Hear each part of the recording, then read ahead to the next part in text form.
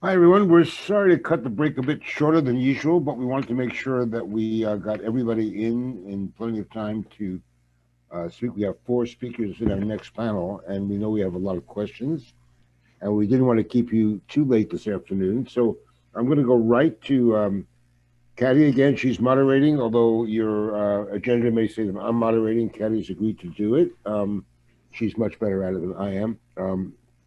And The topic of this session, session six, is decarcerating during COVID-19. So it should be really fascinating, provocative session. So, Katti, over to you Thank you, to start. Steve. It says the host has stopped my video. Oh, that's a There bit we strange. go. I got it. I see Okay. it.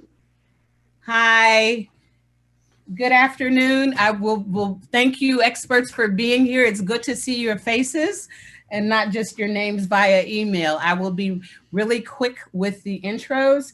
Dr. Carlos Franco-Paredes directs the Infectious Disease Fellowship, University of Colorado School of Medicine.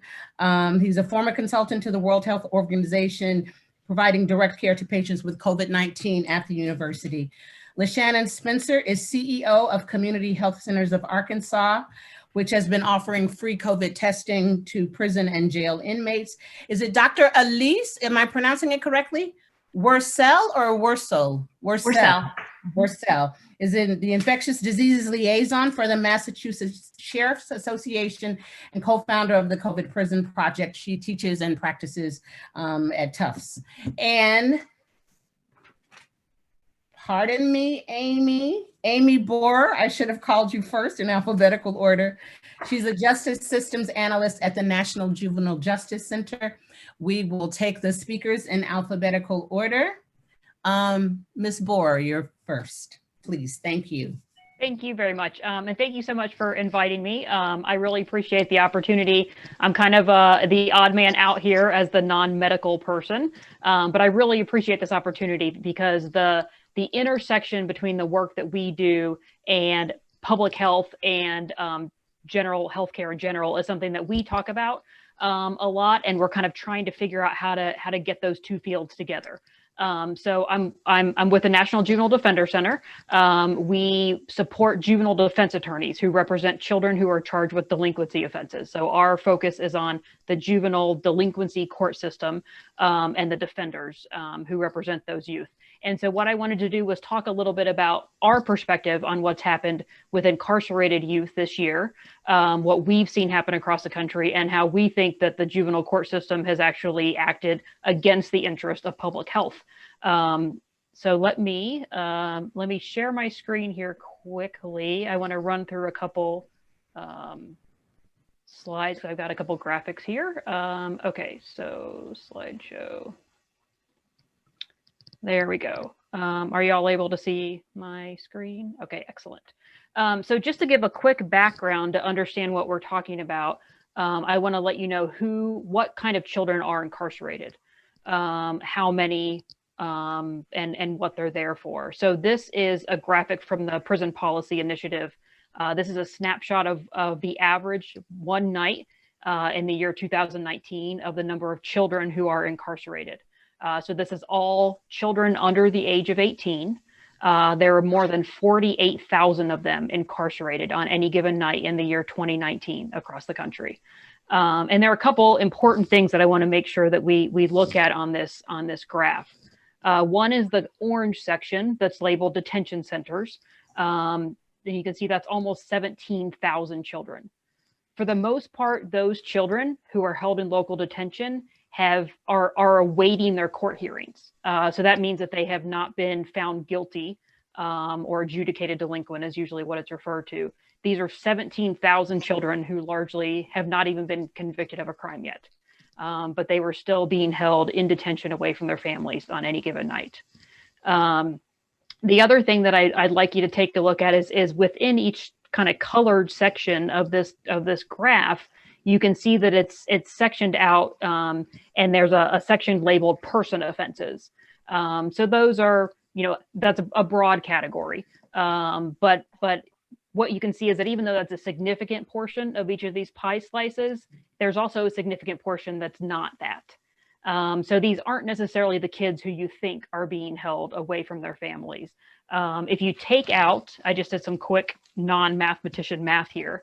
So I took out the small pie piece that says adult prisons and jails because that doesn't break it down by offense type. So taking that out, what remains, almost 60% of those kids are being held, they're being incarcerated for non-person offenses. So that means property offenses, drug offenses, things that are called status violations. Those are things that would not be a crime if an adult committed them. They're only considered actionable by the court because it's a youth who did it. So that would be things like truancy, running away, those sorts of things. So I just wanted to make sure that we all had a common understanding of kind of the population that we're talking about when I'm talking about kids incarcerated during this COVID era. The other important thing to note about these kids is that they are overwhelmingly not white. This is from the Burns Institute. This is a slightly different year. This data is from 2017, but there's no reason to believe it's any different in 2019 or today. And what this says, my little screen here is getting blocked. In 2017, Black youth were 4.6 times as likely as white youth to be incarcerated. Native American youth were 2.9 times as likely, and Latino youth were 1.4 times as likely. So overwhelmingly, Black youth and other youth of color are the ones impacted by the juvenile legal system. That probably doesn't come as much of a surprise to you, even if you aren't familiar with the juvenile court system. All of the same issues that we hear about when it comes to racism in policing and in the adult criminal court system holds true in the juvenile legal system. So what we're talking about is 48,000 approximately kids across the country, the overwhelming majority of whom are Black and other youth of color. So what happened when COVID hit? These next couple slides are information from the Annie E. Casey Foundation. The Casey Foundation did a survey of juvenile detention facilities. They got responses back from facilities that cover about 35% of youth. So this is just a sampling. And it took a look at the youth detention population from when COVID started through June 1st. So this is that first maybe 3 months or so of the pandemic. And I'm not aware of one that has done a similar snapshot since. So I'm not exactly sure what has happened since. But what the Casey Foundation found is that when the pandemic first hit, the court systems, the legal system's first response was to put on the brakes to admissions. So all the kids who would come into the system through various means, that kind of pipeline really narrowed down by about half. We're not exactly sure why that cut was so drastic. It's probably a lot of factors. So courts were hopefully making intentional decisions not to hold children because of the pandemic. A lot of schools closed down and went to remote learning, and a huge funnel to bring kids into the court system is the schools and our what we call school resource officers, or essentially cops in schools. Once you close the schools down, kids stay home for learning, SRO arrests drop off. So when the pandemic first hit, the first thing that happened is admissions slowed down by around half. And what that did racially was it helped decrease racial disparities, because so many of the kids getting pushed into the system aren't white. When that push into the system gets cut in half, the disparities dropped. So initially that seemed to be a good thing. But once the admissions had dropped to a level where they kind of leveled off after the first about 3 months or so, the only way to reduce populations of the detention centers was by releasing youth. And unfortunately, what we saw, so releasing youth generally takes an affirmative action by somebody, whether it's the judge or one of the, if it's the incarcerating entity.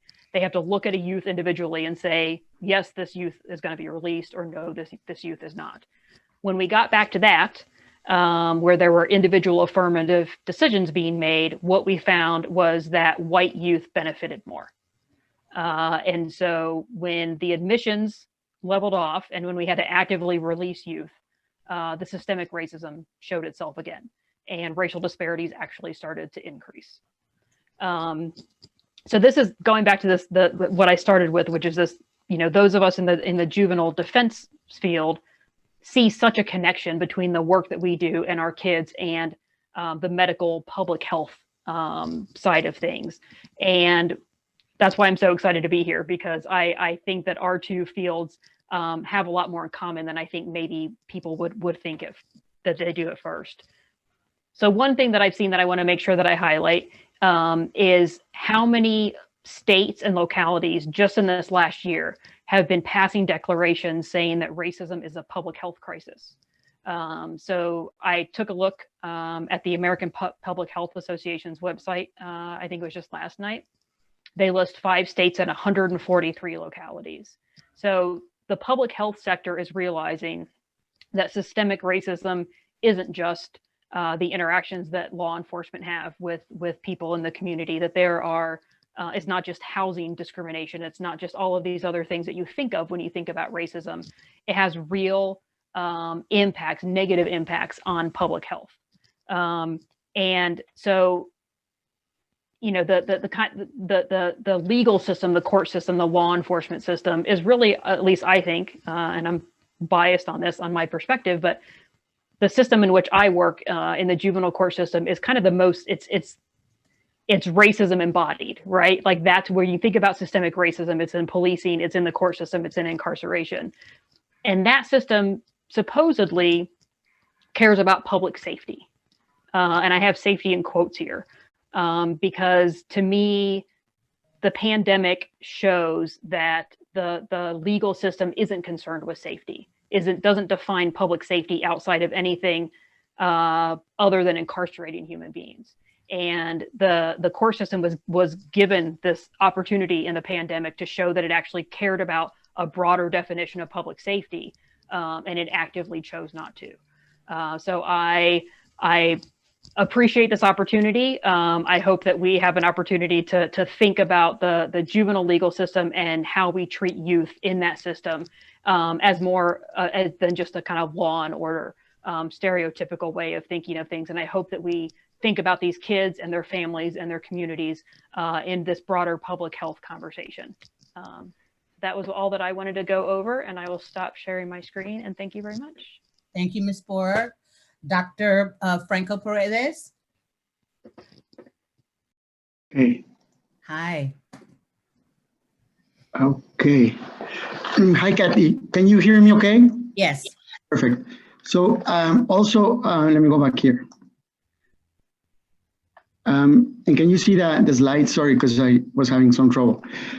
So thank you for inviting me. I will be hopefully just brief and acknowledge my colleague, Nazgul Gandush, who presented on the previous webinar or session, as well as I would like to also thank Alysse, which, her publications have helped me understand some of the work that I've been involved or volunteer over the last few months since the pandemic reached the US soil. So I think, as you know, just briefly, we know that COVID-19 has clearly disproportionately affected many minority groups, African-American groups in terms of cases, hospitalizations, and deaths, Latinos, as well as the American Indian or Alaska Native in different regions like the Navajo Nation, for example. So this is just as an initial slide to tell you that, throughout this pandemic, I think having lived through that, 2003, SARS, 2009, H1N1, influenza, which began in Mexico, where I'm originally from, it's important to say that, as a clinician, a public health person too, is that my perception, and that's one of the messages I would like to leave, is that, caring for people in the hospital is important, and the clinic and so on. But clinical medicine is incomplete if we don't address the issues out there in the society, because we send people back with medications or whatever intervention back to the conditions that put them ill. And this applies, to the larger community, but it also applies to people in jails, prisons, and detention centers.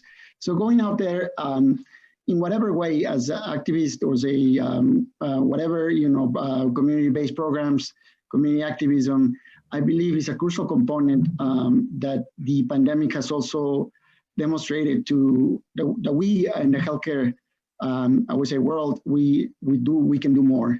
Society expects more from us, and I strongly believe that we can do more. So this traditional model of caring for illness, I think, it's overall is not my concept. This is something that, people, thinkers like Don Berwick, many other people, leaders in this field talk about.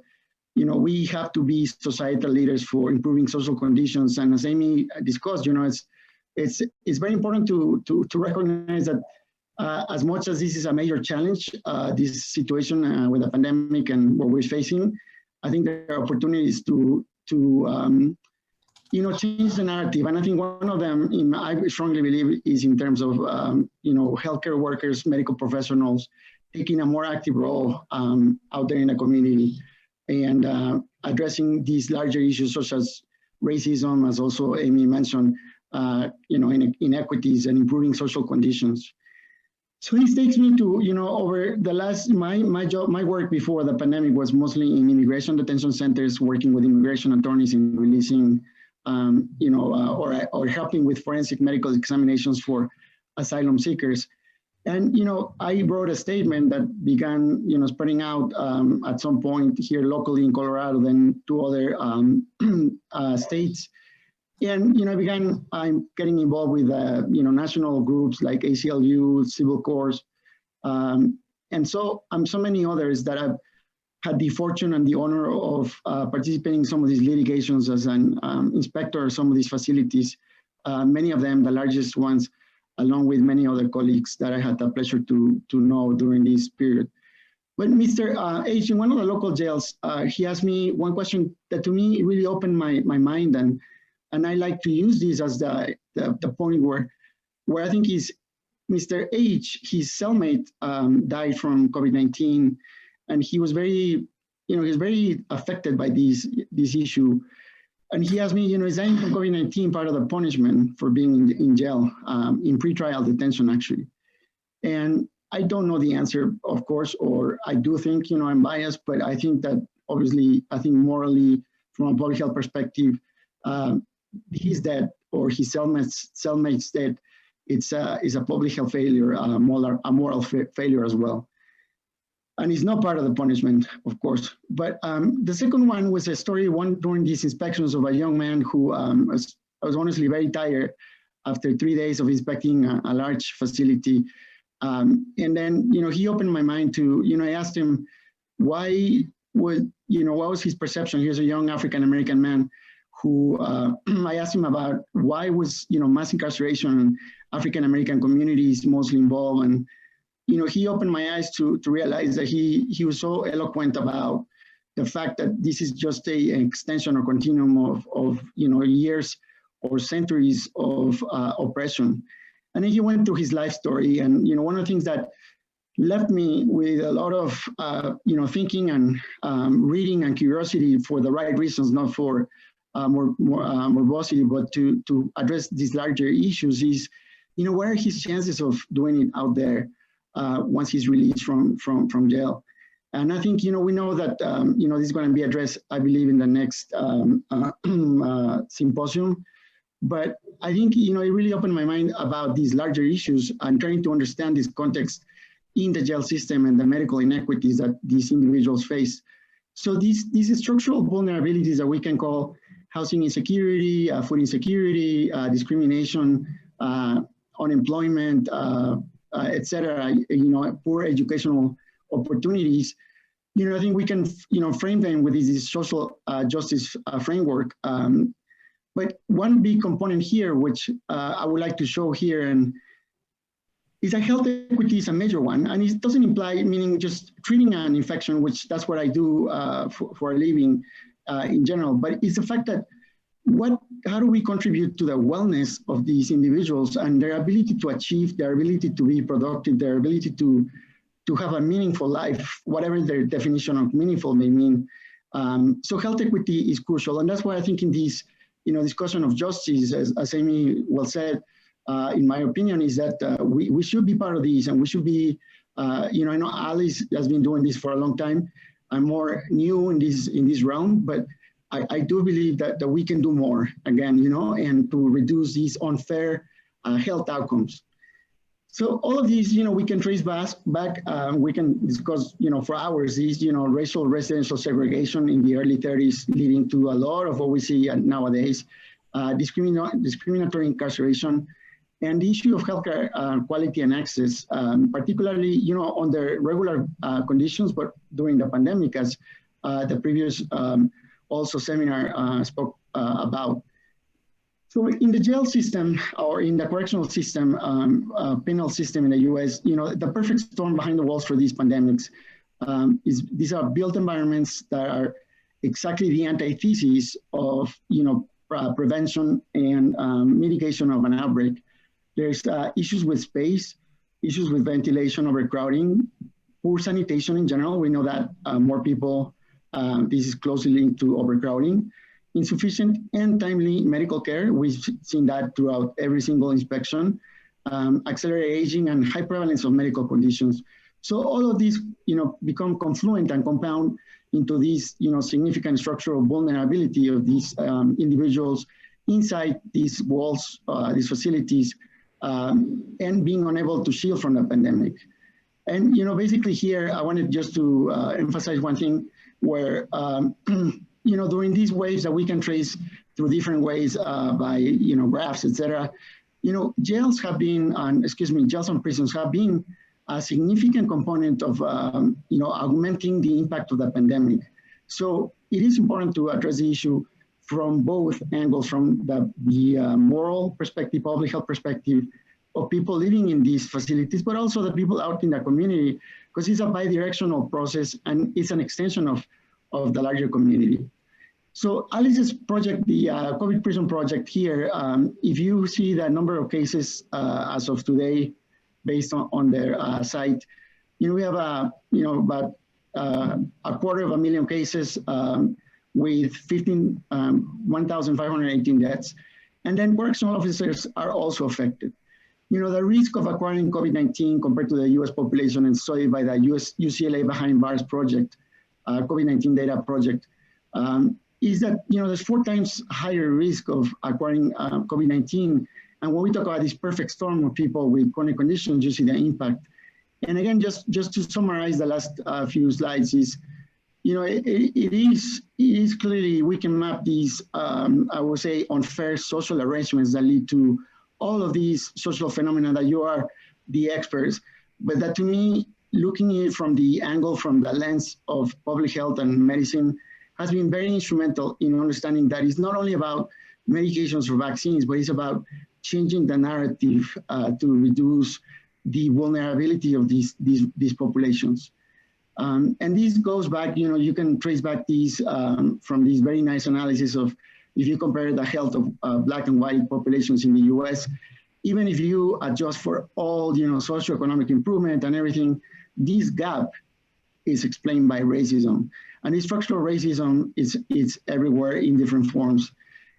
So the COVID-19 epidemiologic death row. So this is something that we wrote just as maybe a reflection in one of the blogs for the Medical Humanities Journal, where, it is my perception, or many people that I talk to, experts that I learn from, is that, it doesn't feel, it is a COVID-19 epidemiologic death row, where we just, especially in this wave of illness associated with COVID-19, I mean, the number of people who continue to die will continue to increase. And, I've been following these sites, COVID prison project, UCLA Behind project, and it's just really bothersome that we continue to see this increase in deaths when, basically reflects this inability to protect prisoners for the reasons that we already discussed. But I just wanted to compare this to, in 44 years of executions, there's been since 1976, since Foreman, versus Georgia, 1,526 executions. And we're close to reaching that number in just 9 months. And I would believe that most of these deaths, if not all, were preventable if we were to do more things to protect these populations. And this is just a repeat. And I'll finish here just with a quote that I think about often from a movie from the Cloud Atlas from 2012, where, we're all connected. And to me, it's not trying to be philosophical or to sound like, oh, he likes movies or whatever. It's just, we're connected, though, and we are all in this together, and we should be looking after each other in a more significant way, in a more meaningful way, particularly us in the medical field. We can do more, and I hope that we continue to do so, and hopefully we can encourage new generations to pay more attention to these larger factors. So thank you, Katti. Thank you so much. Ms. Spencer? Thank you, Ms. Gray, for giving me the opportunity to be a part of such panelists. And the first two, Carlos and Amy, I've been taking notes on I'm just thinking about the inequities that continue to plague the intersection of so much and so many sectors across United States. I am LaShawn Spencer, the Chief Executive Officer for Community Health Centers of Arkansas, which is 12 health centers, an association, and I provide their strategic direction for all the health centers here in the state of Arkansas. And on March 17th, our governor, Asa Hutchinson, declared the state an emergency. And it wasn't until April 19th that he announced to the parole board and Arkansas Department of Correction to identify and review nonviolent inmates in order to be able to release them because of COVID-19.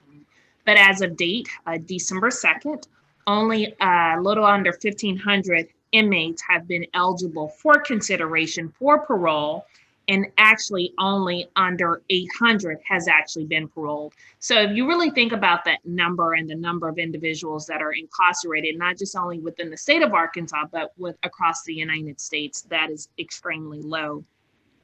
But I really wanted to give the opportunity to be able to participate and have dialogue, and also to just think about, how do we change the narrative? How do we really start creating conversation that would potentially impact policy, new administration? So how do we just really have such critical conversation that could lead to policy development? So Ms. Gray, thank you for allowing me to be here today.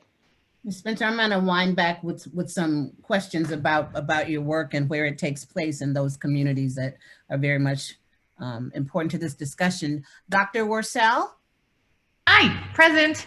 Hi, everyone. Thanks for this. I just wanted to, COVID Prison Project was an idea I had back in February and March. But then the true heroes of that are Lauren Brinkley Rubenstein and Catherine Watney, and they're the ones that really carried it forward. So I like the idea of being the co-founder, but after the idea, it was really them who took it forward. So I'm an infectious diseases doctor. I've been working in 6 county jails for about 6 or 7 years. When March, and I also have NIH funding currently from AHRQ to improve infectious diseases testing in jails, which really pre-COVID was focused on Hep C and HIV testing, although there are a lot of similarities or things that can go both ways for that. So early on in March, the Massachusetts Sheriff's Association reached out and asked for me to formally be their advisor to help with decisions around COVID in Massachusetts. And I think, there were a lot of issues early on, but one thing that did happen in the jails was decarceration. And it was as a result of decarceration that I can say, we did have 2 deaths in the jails, both, that is too many. But I think Massachusetts is sort of an example of the benefit of decarceration, and what it was able to let us do in the jails is really space people out. We were able to shut down dormitory settings. And we were able to really able to think strategically and specifically about people and the care that they needed to keep them safe. I'm quickly just gonna, if you haven't already seen this, share. So this is, the ACLU has a tracker of decarceration. And I guess what I wanted to show is you can really see how you can go to all the different counties and see, this is all of the county jails. But what's interesting is certain counties, like let's say Middlesex County, you can see that they decarcerated quite quickly and then kind of came back up, but not to the same place where they were. Other places, stayed down, but it's really specific to where you're at in whether the decarceration after or during the first wave of the pandemic stayed. There are some places in which, it picked up to the same rate of what it originally was. So my hope is, just to look, if you wanted to look at that, the whole process of decarceration from the state jail point of view is heterogeneous. It's really how it's carried out it seems like how it was carried out was different in each county. I think one of the struggles early on was basically people were being released into homelessness in a world in which there was nowhere to go.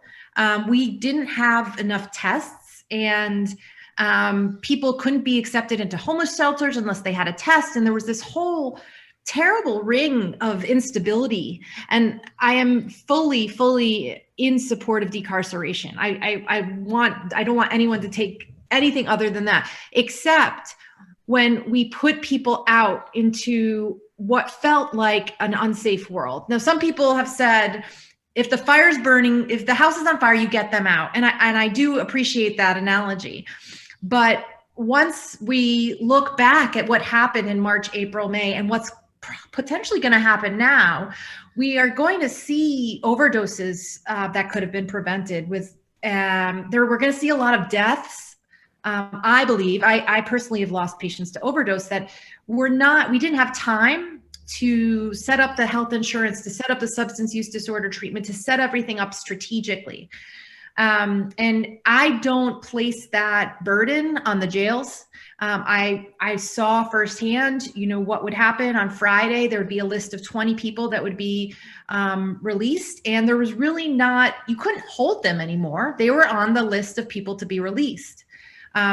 What we did in Massachusetts, which was helpful, is work with the public health. So Massachusetts has Mass Health, which is our Medicaid vendor, and there was a very complicated situation of getting people's health insurance reenacted, and we worked with them to say, this whole paper faxing thing is just too cumbersome. And so I'm hopeful that inmate exclusion, this policy that people who are incarcerated lose their health insurance, can really be reevaluated. And there's a bill in the House right now to look at this. If people lose their health insurance when they get in jail, before they're even convicted of a crime, when they're pre-trial, they're circling, churning through the jail system, coming in and out. The whole administrative bureaucracy of getting people health insurance, getting them substance use disorder treatment, getting them HIV treatment is so complicated. So I want to just put that on people's radar. It's not something that I hear talked about, but it's sort of a consequence of decarceration that people are going out into the world, which for all of us who have stable lives is challenging and is really hard for people who don't have stable lives. The other thing that I'd like to talk about is sort of strategies for different types of people with different illnesses. So in March and April and May, if you said to me to write a letter for your patient with HIV to get out of jail, I would say, heck yes, let me sign. Where do I sign this paper, right? Because in our minds, HIV was going to be a predictor of severe disease. So now we have more data. And as much as I'd like, the majority of data shows that people with HIV, and by people with HIV, I mean people with HIV with viral loads that are undetectable, do not suffer more severe outcomes from COVID. People with diabetes do, people with severe, liver disease do. There's a lot of things, age, that are linked to severe. So what I'm struggling with right now in the second or third wave, what we're going through right now, is really trying to figure out what, from my medical point of view, from my knowledge of the literature and knowledge of the research, now constitutes a letter to say, oh, this person needs to get out of jail because they're at risk. And I work in the jails, so it's a younger population. I think that's one of the reasons why we've had less death in the Massachusetts jails compared to the Massachusetts prisons, who are definitely having more death. So it's just something that I'm struggling with. And recently people have asked me for letters. A lot of people with HIV have other comorbidities. So it's not the HIV, but it's the diabetes, the hypertension, they're everything else that I can write about and say, yeah, this person, maybe it's the person with HIV that has the connection with me so that I can write the letter. And that's why it all goes down. I often think that because I'm an HIV doctor and I'm a primary care doctor, those people are out in the world, but they have some sort of medical connection. They can say my name, they can call me up, I can write a letter, and I can advocate for them in the way that a lot of people who don't have HIV, who don't have primary care doctors, can't get the same way of advocating for them. I guess the last thing just to mention is timing of decarceration. And there was kind of a provocative WBUR, Deb Becca wrote a journal article, I think either yesterday or the day before, in which there were 2 prisoners who were put on parole the day before they died. And there was a really interesting discussion, and I don't know the ins and outs of medical parole, but the discussion was about whether or not decarceration was occurring so that the person who was incarcerated didn't count as an incarcerated death. And that's really interesting. I think we need to think about that. And one of the ways I think we should address that, I honestly think that transparency should be encouraged by the jails. But every time a jail or a prison tests all of their people who are there and then they get a high rate, it's like we jump on them for doing the right thing, and then they get punished and I feel less likely to be transparent and partner with me. Even though it's the right thing that they did. You know, you tested everyone, you found, yes, there was a lot of COVID, but then the vilification continues. So I guess that's what I think is interesting. I don't know that if that's happening other places. And I think the Massachusetts DOC didn't comment on that article, but we don't want that to happen. And if that's happening, we should be engaging with the jails and prisons and saying, you know, what are the barriers to making you feel like you can report things as they actually are, and really work through that. Otherwise, we're never going to know who's dying in jails and prisons. So I'm a big advocate of partnership with the sheriffs. I've been working through this, and you know, we have the academic world and you have the corrections world. And then public health is somewhere in the middle. And we've been siloed, but one of the benefits, I guess, of COVID is that it's made me necessary to them. I hope I can build off of that. So I think those are the kind of the points that I was hoping to make. Thanks again for asking me part of this. Thank you so much. So now I'm gonna move to first names. It's Alysse. Am I saying it correctly? Alysse? Okay. But Carlos, I want to start with you. You've offered some expert testimony in court during this COVID period. What has been that testimony? What are those cases, if you can cite the names of them so that our journalists have them and can look at them? Sure. Okay, so let me think. There's been many, but the major ones I would think would be Weld County here in Colorado, WELD, LA County jail system. That's been an ongoing process of 9 months probably. Prince George's County in Maryland, and I would say Oakland County in Detroit. Those are some of the cases. And sorry, yes. So, you know, one thing I realized, you know, as you can notice with my accent, and I like to pinpoint this importantly, is that, you know, talking to or presenting at a court hearing to me was highly intimidating. And just to be brief to allow for more questions, it was highly intimidating, and it continues to be when it happens. But I realized also the power, and I say this humbly, that, you know, despite being a brown Mexican with an accent, that the impact that we can potentially, that we have in some of these positions is important to use for the right reasons. And the reason I say this, Katti, is because I realized too, as Alysse was pointing out really interestingly, that if we use the argument of the moral argument, the human rights argument, I believe that the judges, basically stop listening. But if we use the public health argument, as Amy also mentioned, I think is very powerful. And just briefly about the public health argument is, very, very important. The issue of reducing population, to decrease transmission, and that allowing the opportunity to do more social distancing, because you have less people, more space.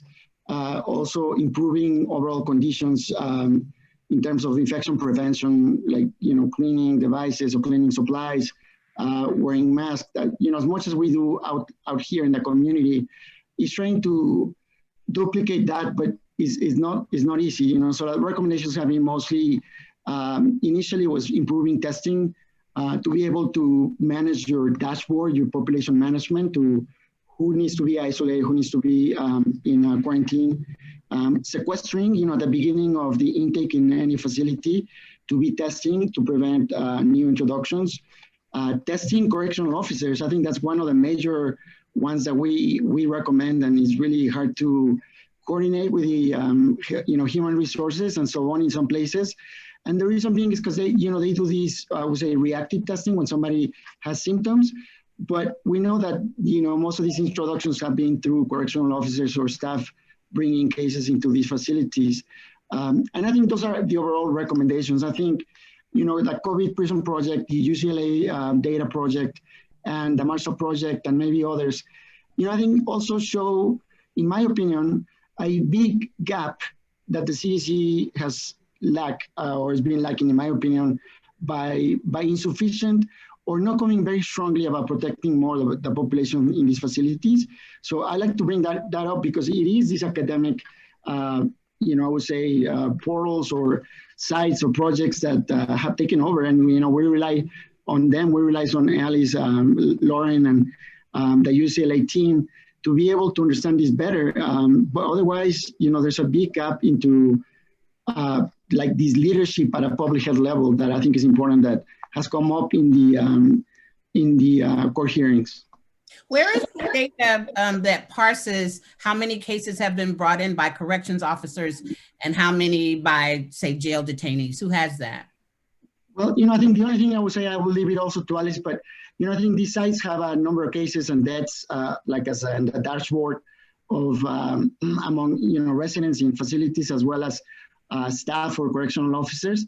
But I don't think we have the specific data, who brings who. I don't know if Alysse has, but I will tell you, for example, in one of the facilities that it was Prince George's County in Maryland, it was very clear that the first case was in the lady, it was a, not to disclose any, the first few cases were in the kitchen, and the people who managed the trays, the food trays coming from the correctional officers' lounge, and then moving into their pods. So that's one example. There's been also a publication from Cook County in Health Affairs that showed that people who were released early from Cook County jail into the community, I think it was a 13% transmission into some areas in Illinois. So I think that there's some evidence of some, but I don't know if there's any way that we can talk about the proportion. It is more from these very, I would say, informal understanding of the dynamics of these revolving door and correctional officers going back to the community, or they're being moved across units also. Alysse, do you want to address that? Yeah, so NCCHC has a database I'm working with right now. So they actually surveyed jails and that's the National Commission on Corrections Healthcare. They surveyed jails between March and June, and so jails reported how many of their COs were tested, how many of their COs were positive, how many of their inmates, and so there are some data sets out there. In Massachusetts currently, it's being reported. It was reported since April and May that that they reported. It should be publicly available. In this wave we're in Massachusetts, there's no two ways about it. I have not heard of any case being brought in by an inmate. The quarantining practices or the isolation practices and the testing practices of people who are coming into jail are pretty strict. I don't know. I think we've found out about clusters of infections in the jails once a lot of the staff got sick, and that's how we've identified it.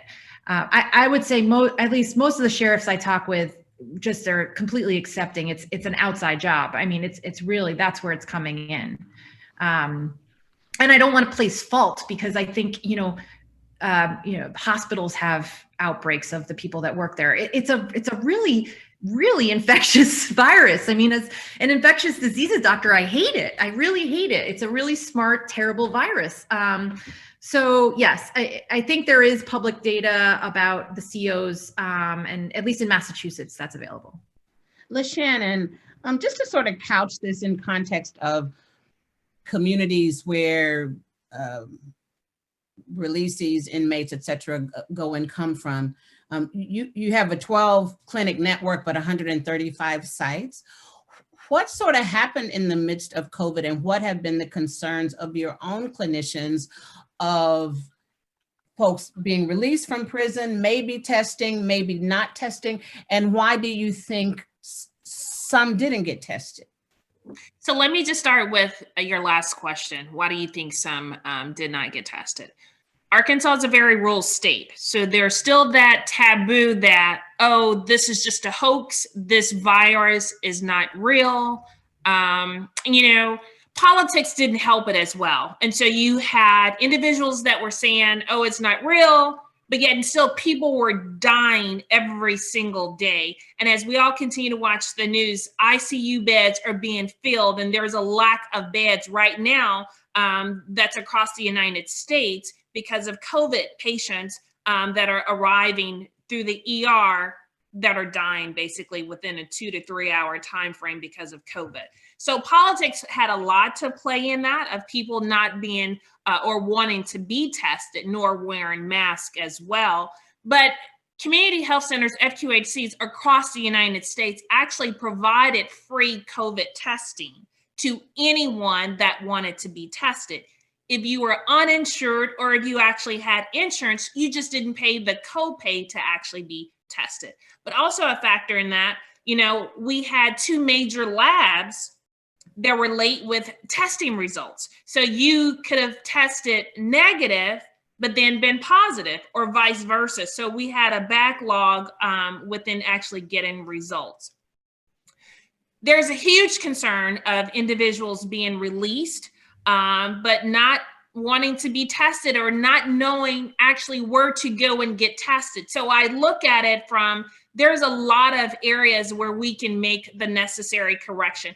When individuals are actually discharged from a hospital, they're given the necessary documentation, paperwork for case management. That should actually occur with individuals that are being released right now from prisons, given that documentation on where they can actually go and get a COVID testing from, and just other necessary information.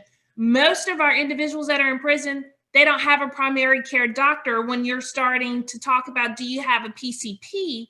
That doesn't exist. And so Amy started talking about the number of young kids that are actually within a detention facility. How many of those kids actually have a pediatrician or have actually even been to a doctor? A very low number if we really looked at the data.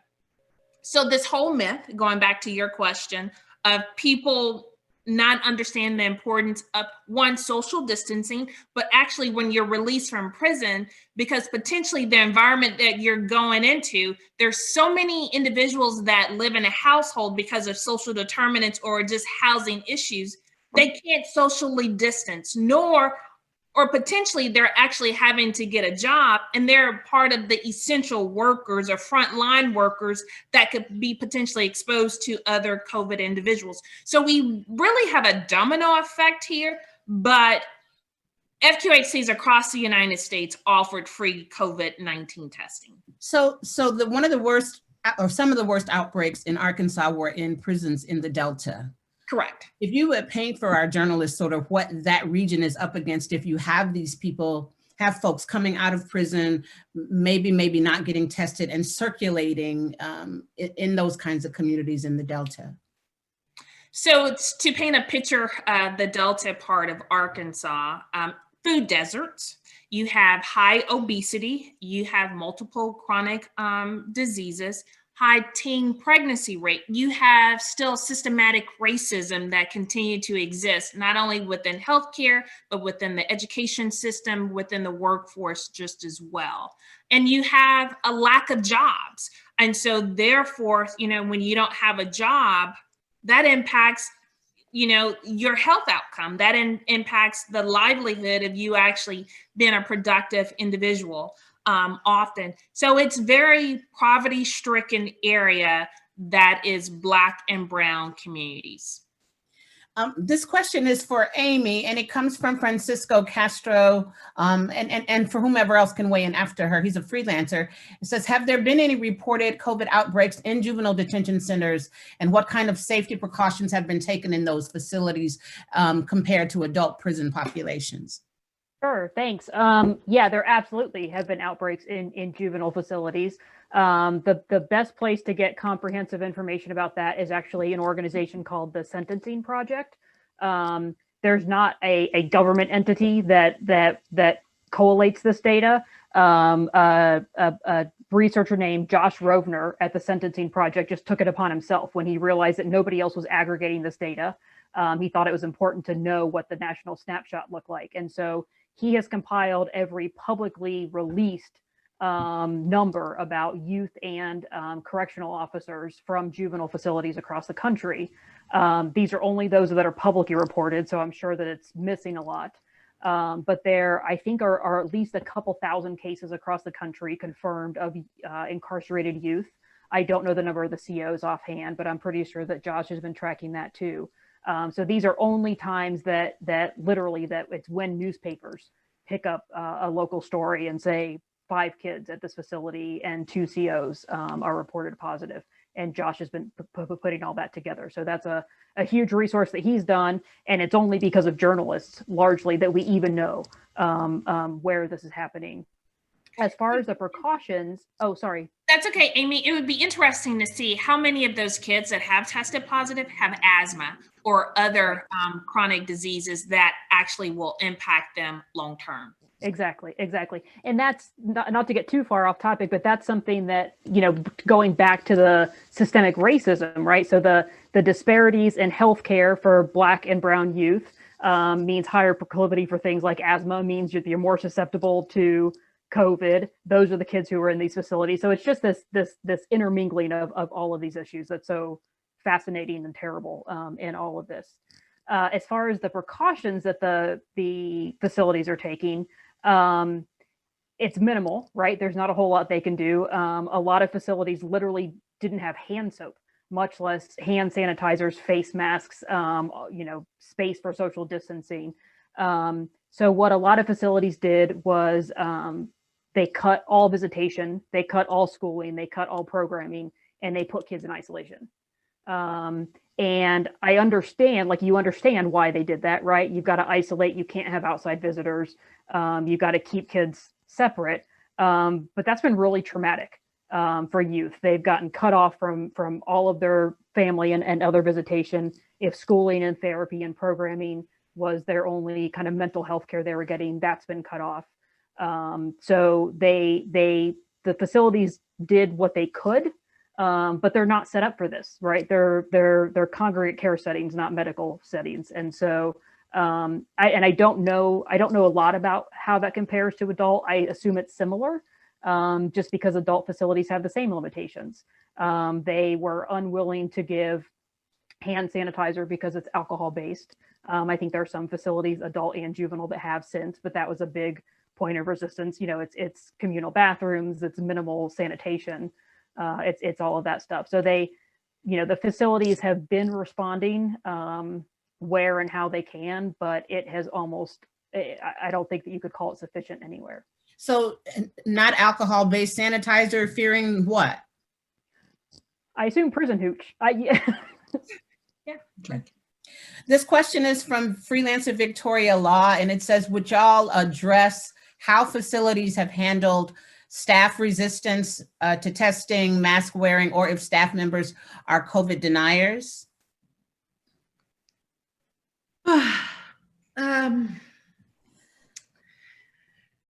So let me just, as Alysse is actually, Dr. Alysse, she's getting her thoughts together to be correct.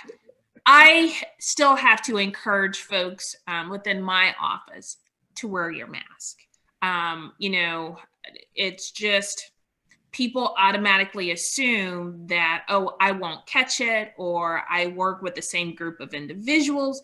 However, we don't know where individuals have been. And so not only are we protecting others, we're protecting ourselves just as well. So we have to really understand the importance.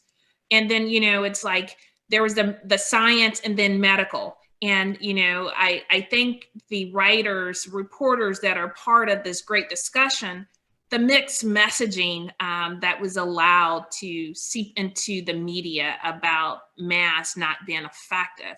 Then you have the individuals, oh, masks are not effective, so why should I wear a mask? And you constantly have to re-educate people on the importance of wearing a mask and practicing social distancing every single day. It's like, do you want your job? If you want your job, make sure you wear a mask. So it's a really complicated situation as you know, politics are involved, but I think we're in a better spot. Unfortunately, as your circle gets closer and you start knowing more people, it becomes real. And then one of the hard things we've had is, you know, surgical mask is much more effective than a cloth mask, but everyone has their own preferences about what mask to wear. And I would much prefer everyone who's working in jail and the people who are incarcerated in jail to wear a cloth mask, but you know, you can kind of have your own special flair. There's individualism when you wear a cloth mask. And so that's sort of one battle about trying, really, surgical masks are better than cloth masks when we talk about what to wear. As far as mask wearing, I think we're in a better spot that we were a few months ago, it's fairly challenging with inmates actually to figure out what to do, just to sort of shift your question, because, you know, the person who's employed there can be policies and procedures, but, you know, what do you do for someone who's incarcerated that doesn't want to wear a mask? Because, I mean, often it's a mistrust, a distrust that's potentially warranted from historical transgressions. It's mental illness. It's a whole lot of other things. And so isolating those people or punishing them is not I don't think the right answer. But then they're potentially at increased risk because they're not wearing the mask. So there's lots of nuances within it. I think the hard thing now is as we get to the vaccination stage, a lot of people don't want the flu vaccine. They've never wanted the flu vaccine. And a lot of people are not going to want the COVID vaccine. A lot of people who are incarcerated aren't going to want it, and people who are going to work in jails. And there's really interesting human resources questions that need to be asked about whether or not someone who doesn't get these vaccines can and should work in a place where their illness would have such impact. I don't know the right answer, and I think it involves a lot of lawyers, but long-winded, the mask issue is a big problem in jails. I don't think there's an easy answer, except until someone gets infected. And I think, oh, sorry. Go ahead, Amy. I just wanted to make one point about that, which is, and I think LaShannon talked about this a little bit earlier, how the COVID has been politicized. And there's kind of two sides as far as the folks who believe it and are impacted by it and the kind of deniers. And think about those demographics and think about where most prison facilities are located, right? Most prison facilities are located in rural conservative areas, and they house urban Black and brown people. And so that divide is playing out that way too. Alysse, can you dig in? How often does an inmate refuse to wear a mask? Not often. No, I mean, not often. I mean, it happens. It's happening less now. Often it's that they're not wearing correctly, you know, that they won't put it up over their nose, and it's a hard conversation. It's sort of to continue to tell people to wear it correctly. I mean, everyone's not wearing it correctly. It does happen. It does happen that people don't want to wear. I mean, people refuse testing for COVID, and that's their right in jail. And I never want to take that right away from someone. But if you refuse COVID testing, then you're treated as if you have COVID, and so you're isolated, which a lot of people see as punishment. And there's just a lot of historical ways isolation has been used as a punishment. Now it's a medical treatment. And I wish that there can be, I mean, we know the psychological impact of isolation is traumatic for people. It's even for us who really haven't been dealing with it as bad as people in jail. So there's a lot of things that people in jail are told to do that they don't want to do. And this is in some ways one way to say, it's my right to say I don't want to do it. I don't believe in it. And so things like that happen. And they're very sticky to figure out what to do about them. Sure, this is a perfect segue to Lynn Anderson's question. She's a senior health and medical editor at The Conversation. She asked if there is any data on who's been put in isolation nationwide, or she also asked about particular states. She's in Georgia and particularly is interested in what's going on there. So y'all know about that, Carlos, particularly since you've been an expert witness? No, I haven't, I would say, being involved in any facilities with Georgia. But I would say, can you repeat the question? Because I have an issue with it. Do y'all have any idea how many people have been put in solitary as a result of COVID? Okay, so no, I don't know that information specifically, but two brief comments I can make. One is that initially when I started participating in these, I would say litigations, we were, I was sort of like using these sort of like recipe, depopulate jails, this and that, isolate cases, and, we follow these.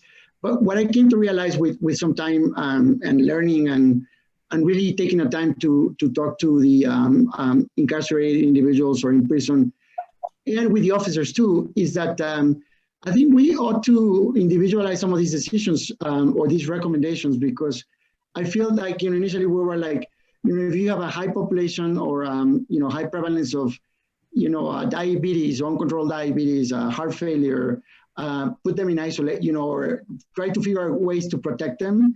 And what we ended up causing, I believe, in some of that effort with the good intentions of everyone, is to cause a lot of, people to go in these lockdowns. And people in one of the jails I was there when somebody was complaining about food being cold, and then the emergency response team came and, beat him up right in front of me and the officers. And what it was bothersome about that is to learn that, these prolonged lockdowns do have an impact in their mental health and their immune function. And we have to be very careful. I would say too, like if I speak on, most of the facilities in the LA County jail system, I would be very careful in saying, isolate them, because some of those are literally cages where they don't even fit, their bodies standing up. So it is a delicate balance of some of these recommendations, trying to do these extreme, you have to put them in isolation all the time, or obviously if you have a case, obviously it's recommended for them to be isolated to prevent, number one, to monitor them, make sure they progress correctly to improvement if they have symptoms. But then also for those that have been exposed to be separated, quarantined to prevent further transmission. I think many places at the same time, in a more extreme way, they have used this very flawed policy of just letting the infection go. I mean, without doing any testing. We know that, they had 3-4 cases, but it's just the tip of an iceberg. And then, assuming that, it's going to stop eventually because of this, so-called herd immunity. So in that process, the problem, I think, is is what I think we need to focus, and this is where I would answer the last point, is is protecting the most I would say vulnerable populations, preventing deaths. I think is very important, and to do that, to achieve that, I think isolation has to be one of the main interventions. But again, in a balanced way, avoiding these extra or very prolonged lockdowns or solitary confinements that we have caused in a way too. Lynn, I put in the chat Solitary Watch, which has been doing some COVID work. That might be a resource for you.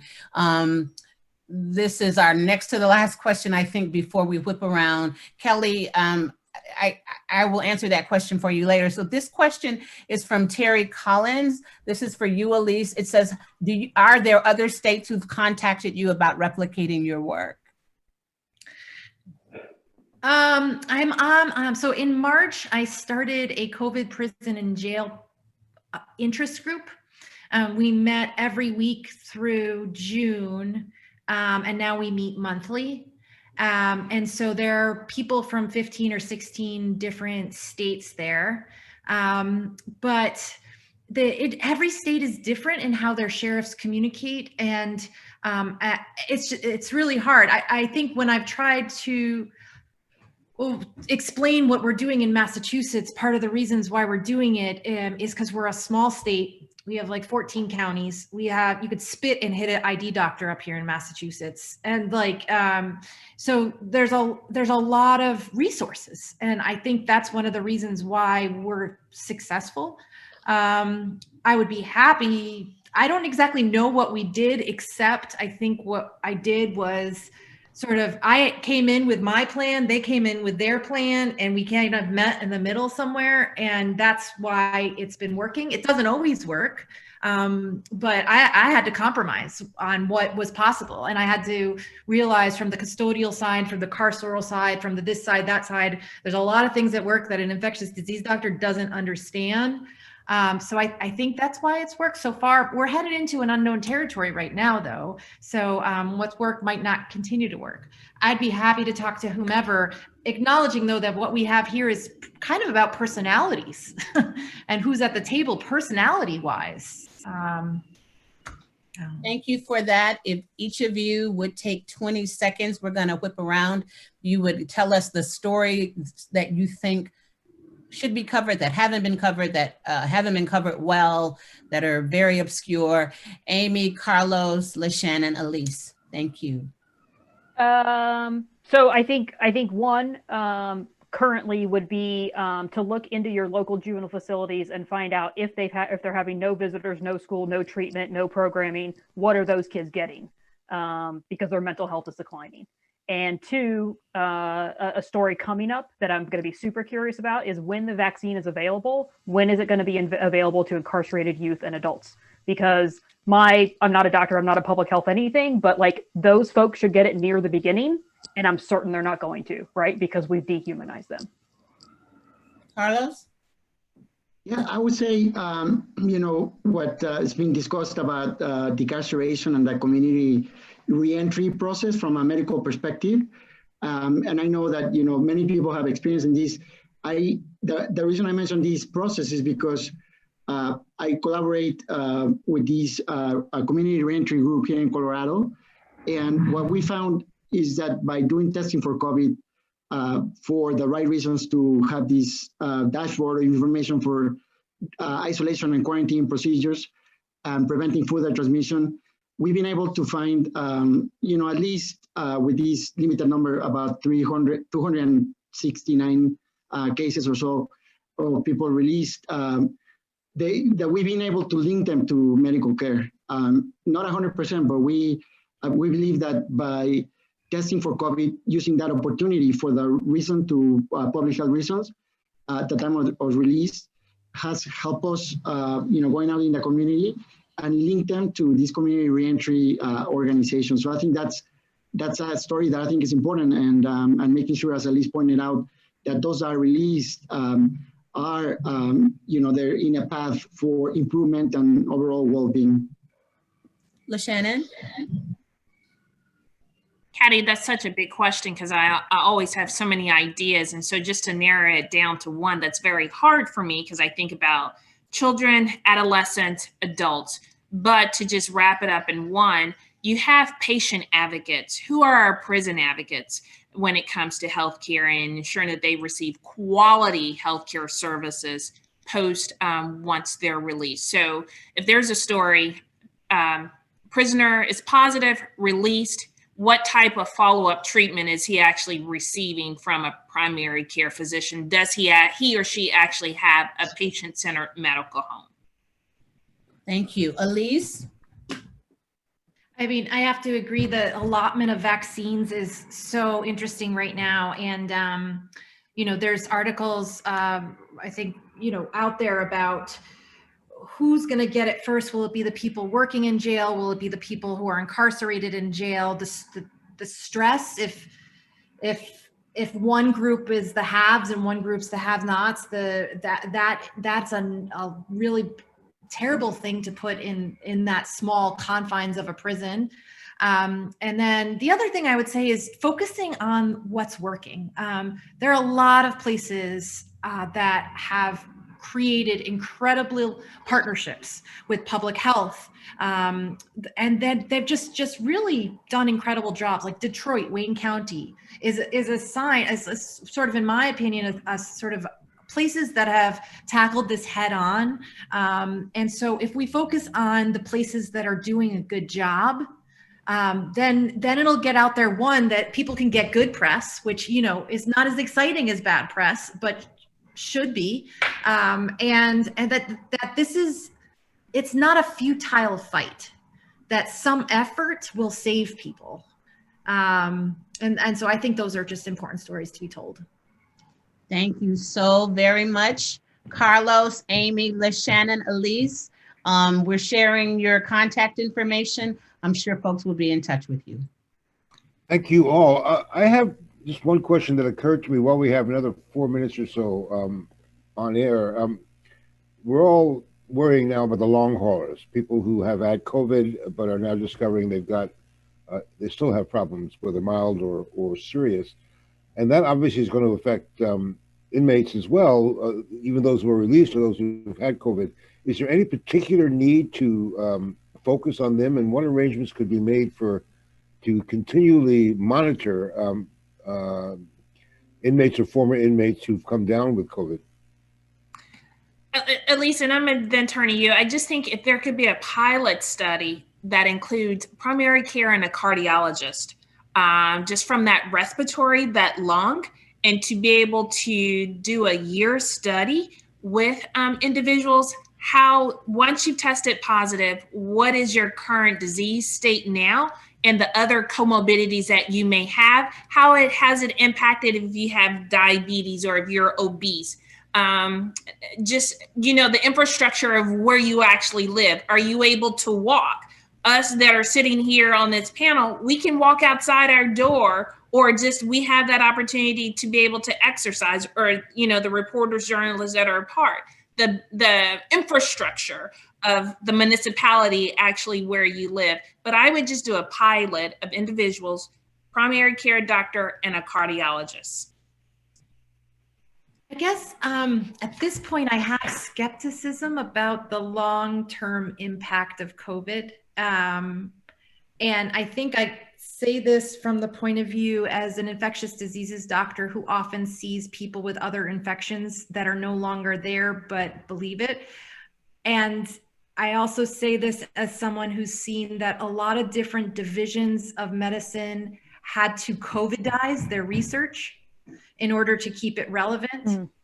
My husband's a neurologist, you know, so I at this point, I think a lot of the things that there are certain things that I believe in. I mean, there was an inflammatory process with COVID, but a lot of the things that I think are coming out related to the long-term effects of COVID have to do more with potentially the long periods of intubation, the long other things that a lot of things kind of not necessarily related to COVID. So that being said, I'm so interested to learn more about it. And there may be a plethora of information that's on their way out, but I am not yet completely convinced that there are chronic issues that occur as a result of COVID, which may not be a popular thing to say, and I apologize. And Carlos, if you disagree with me, come against me because I want you to, but I just haven't been convinced. No, I agree. I think we, it is a very severe pandemic, very highly transmissible. It's a pandemic with a low infectious fatality rate overall compared to MERS and SARS, and but obviously very important because it's very transmissible. So we see this in a condensed way. I do, I had, as I talk about correctional officers, I was infectious disease doctor with COVID and going out and seeing patients too, because, you just keep going. So, I spread probably a few cases, but the point I'm trying to tell you here is that that I believe that yeah, I mean, I think, other than just being a little tired, and maybe just my personal experience, and maybe I'm a little fat, but, other than that, I think most people recover. It takes some time, but I think that the problem that we see is that mortality that, LaShannon spoke about in her discussion, and that we know that that's the critical period, in my opinion, too. Okay, well, this has been a great and really probing session, so I thank you all for being part of it and for your patience. We will take a 10-minute break, and we're heading into our last session, which is a conversation with former incarcerees. So I hope you'll stay for that. And we will end a little bit later than we planned on our schedule. Instead of 4 o'clock, probably around 4:15. But if those of you have to leave, of course, by all means leave. So we'll take a quick break and be back at about 3:35. Thank you. Thank you. Thanks, everyone.